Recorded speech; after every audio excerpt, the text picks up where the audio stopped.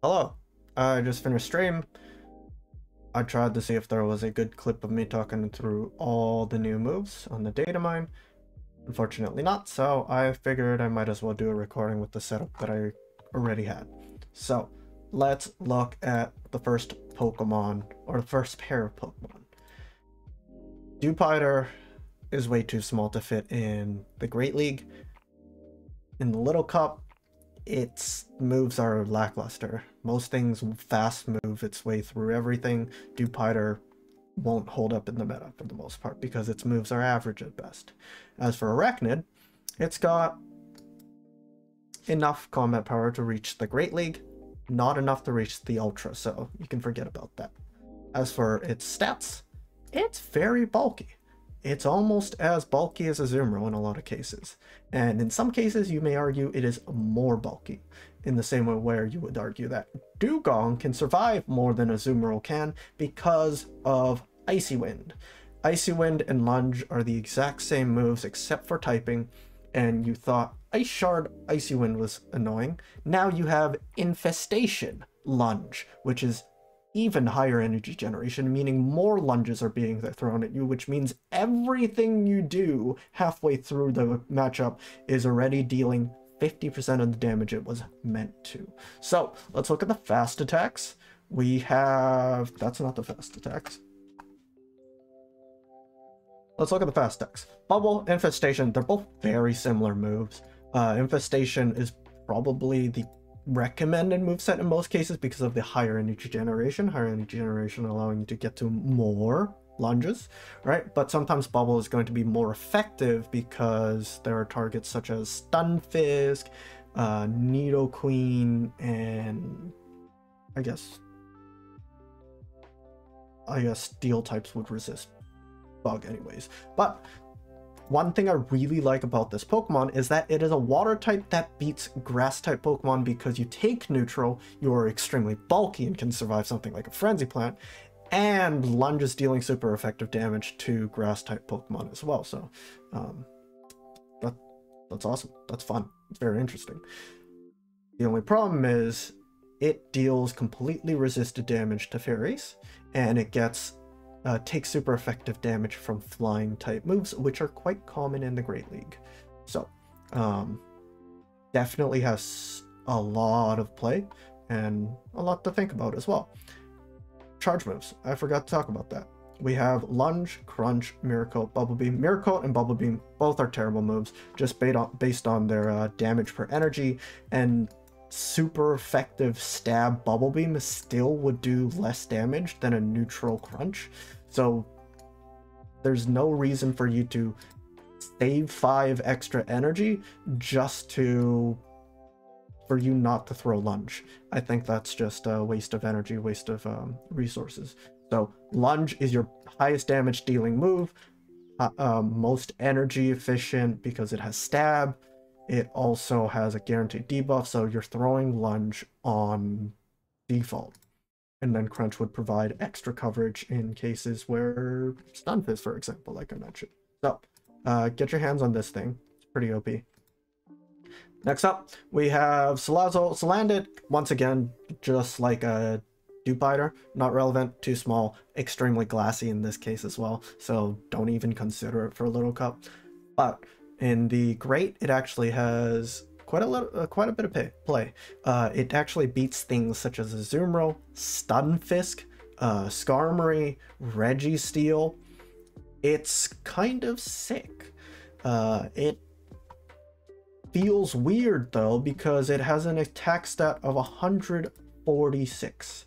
Not as high as Haunter and Gengar, but it feels slower because Incinerate is such a clunky move. 5-turn move versus the Shadow Claws of Gengar and Haunter, 2 turns.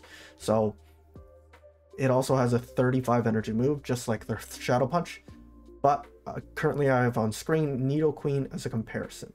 The main reason why is because they both share that poison typing, and that's going to give it that ability to beat Charmers, which is going to be Salazzle's primary job, as well as resistance to fighting, so that's kind of nice. But you will struggle against fighting for the bulk reasons. A lot of fighters tend to be quite bulky and survive quite a bit. But let's talk about the moves and why I've compared it to Nidoqueen. You have a fast move of Poison Jab and Incinerate. And except for dealing with Walrein and a couple other niche Pokemon, there's not really a point in running Poison Jab Poison Fang user over a Nidoqueen. So I don't want to be using an inferior version of Nidoqueen just to use Salazzle, or just in general. Salazzle would be a worse Nidoqueen if you're running that moveset, right? So Salazzle is better off with Incinerate. Fire type attacks are very unique, very powerful in some cases, especially against steel type Pokemon, good neutral damage, and in this case, because you have poison type charge attacks, Poison Fang and Sludge Wave, you're not actually bad against a lot of water types, except for Swampert. Swampert's going to be a problem, but that's one specific Pokemon. This allows you to deal with Azumarill. It also even allows you to deal with Politoed if you can land a Sludge Wave. This Pokemon hurts. So let's look at the charge moves, and obviously Poison Fang is overpowered. Guaranteed debuff does twice the amount of damage that a power-up punch or even drain punch does in this case, that we're going to talk about later. And then working our way up through the damage for energy, we have Dragon Pulse. It's okay, it's an average move. I would say it's even slightly subpar. Sludge Wave, lots of damage, slightly more expensive, not that much more expensive. And then Fire Blast, extremely expensive, slightly better than Sludge Wave in terms of damage per energy. And it provides a different type of effectiveness. So the reason why PvPoke probably has Dragon Pulse recommended is first because of its type coverage. We already have a fire type fast move, poison type charge move. PvPoke's probably recommending, oh, just give it something else. It'll give you better matchups overall against things that, you know, fire and sludge already beat, poison already beat. So it's up to you, really. You have two types of damage that you are dealing already. Sludge Wave is actually going to provide you the best the best possible neutral matchup scenario, because Poison Fang would be a bait move, even though a lot of times you wouldn't need to bait with it. You could go straight Poison Fang just like Nidoqueen does a lot of times. But Sludge Wave would provide you the damage to one-shot a lot of Pokemon, especially if you are ahead in energy or something like that. I prefer this moveset specifically, but I can see why having Dragon Pulse for neutral damage in other cases is good. You do not, once again, you do not need Fire Blast, mostly because Poison Fang allows you to increase your overall damage, and you may argue that you probably don't need Sludge Wave because of that same reason. You're increasing your damage to the point where both your fire and your poison type damage is good enough as is. So it really is up to you. It's a very complicated Pokemon. It's technically viable in the Ultra League. It goes up there. I would not recommend it in the Open Ultra. I do think in the Premier Ultra it could be good. Yeah, next. We have stuff on the Flare. We finally have the movesets. Takedown, garbage. Tackle, garbage. Superpower, okay. Brick Break, garbage. Stomp, garbage. Okay, so Stuffle's bad. It speaks for itself. It's moves. As for the fast moves on Beware, Low Kick, Shadow Claw, and Tackle. I don't think I really have to talk about why Shadow Claw is better. But Shadow Claw, first of all, is extremely high energy generation while dealing good chunk of damage. It is an insanely good fast move. It is quick as well, 2 turns only. It's not as clunky as Incinerate, so there's that. It also allows you to be more like other normal type Pokemon that deal Lick or Shadow Claw damage as well, so that's good. As for charge moves, we have Stomp, Superpower, Payback, and Drain Punch.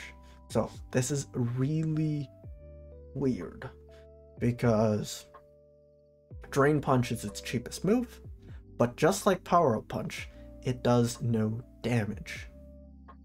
It does give you a defense boost, so it does make you bulkier, but it is not a good move to be throwing for damage. Power Up Punch, on the other hand, because it allows you to increase the next move, as well as your fast moves damage, you could argue that you're dealing more than what that 20 damage is suggesting. Drain Punch doesn't do that. Drain Punch is just 20 damage, always 20 damage. So for 5 extra energy, you can use Stomp as your bait move, as your standard move. Just look at the damage per energy, 1.37 compared to 0.57. I'd argue in a lot of cases, I would very much prefer Stomp as my base move, as my low energy bait move, something like that. So that's really up to you. Shadow Claw gives you the energy generation to get to multiple Drain Punches. So it becomes another very awkward, oh, it does this, but the other move's more consistent, just better. But the other move does this. Yeah.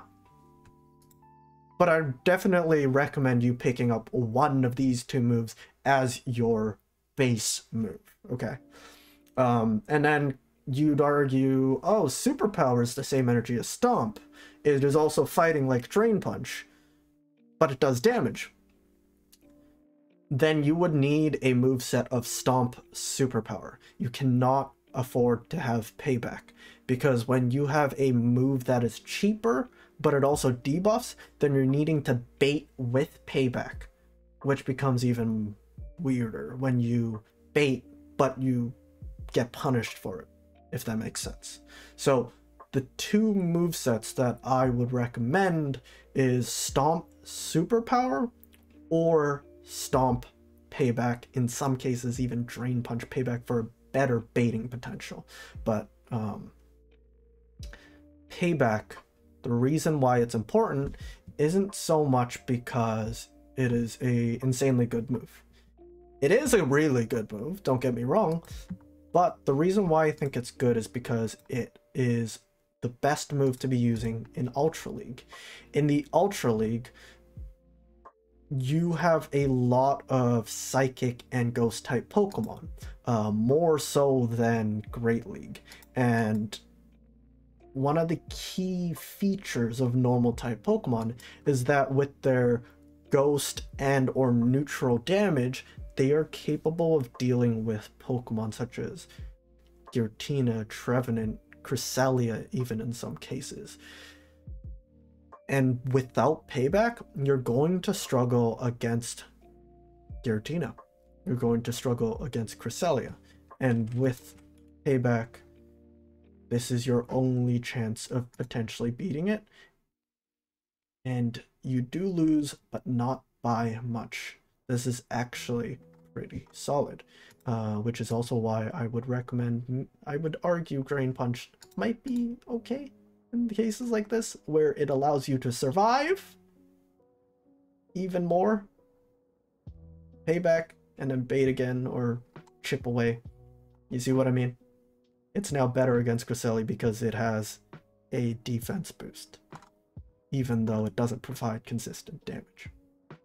So, beware. Shadow Claw fast move, Payback I feel like is necessary, and then you have a choice between Stomp and Drain Punch. And then Great League. We're talking about the Ultra League. And I'm talking about the Ultra League because this typing and this moveset has more play in the Ultra League. In the Great League, I'm not sure, to be honest. I may say Stomp Superpower might be cheap enough for it to, you know, spam. Also cheap enough for it to get to multiple charge moves and force people to shield, but I don't expect this Pokemon to win too much in the first place in the Great League. It's not bulky. Getting to payback is a very tall task. But yeah. Ultra League. If you play Community Day, prioritize that. Okay, we've got 3 more Pokemon though. Rangaroo. Rangaroo, very simple, very straightforward. It is a very bulky Pokemon. Look at that attack stat. This is the Ultra League. This is an attack stat. If we look at the Great League, this thing is 110 attack, which is on the low side. It's not extremely bulky, but it is definitely on the bulkier side. The only problem with this Pokemon is that Confusion, Psychic, and Foul Play is a very poor moveset. Foul Play will not provide you the amount of coverage that you need on a bulky Pokemon. If you are a higher damage dealing Pokemon, like one of the ones we mentioned earlier,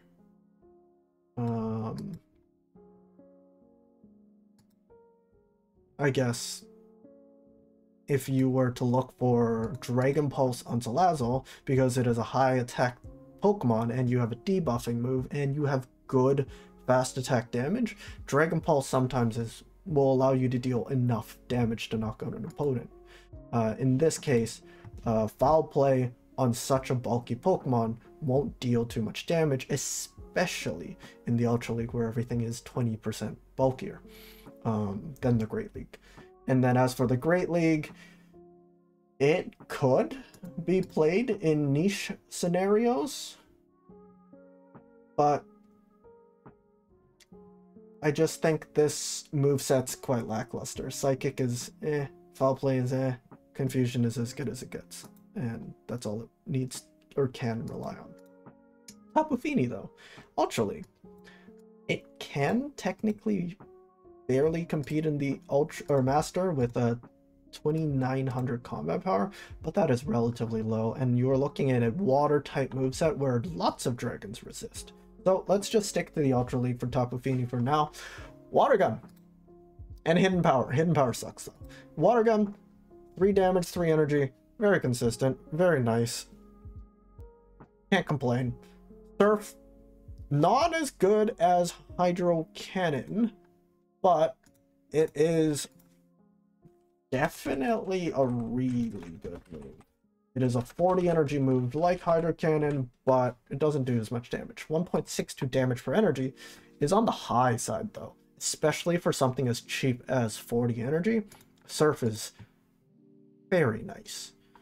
So looking at this first 2 moves, Water Gun and Surf, you will have a consistent stream of energy and damage. You have a consistent stream of water type damage, and it provides you with a bait move at 40 energy. So Ice Beam, Moonblast, and Hydro Pump are your other moves. Why do you need Hydro Pump if you already have 2 sources of water type damage? Ice Beam a lot of times resisted by the same things, namely water type Pokemon, which there are plenty of. And Moonblast does more damage, has stab. Meanwhile, Ice Beam, I guess, hits for ground, which Surf already does. Hits for Dragon, which Moonblast already does. Flying, which isn't really a big problem in the Ultra League. So, here you have it. Water Gun, Surf, Moonblast. Really chunky Ultra League Azumarill with a really solid moveset. I'm 100% trying this thing out. It seems really fun to play with. Last but not least, we have Tapu Bulu, Bullet Seed, Grass Knot, Dazzling Gleam.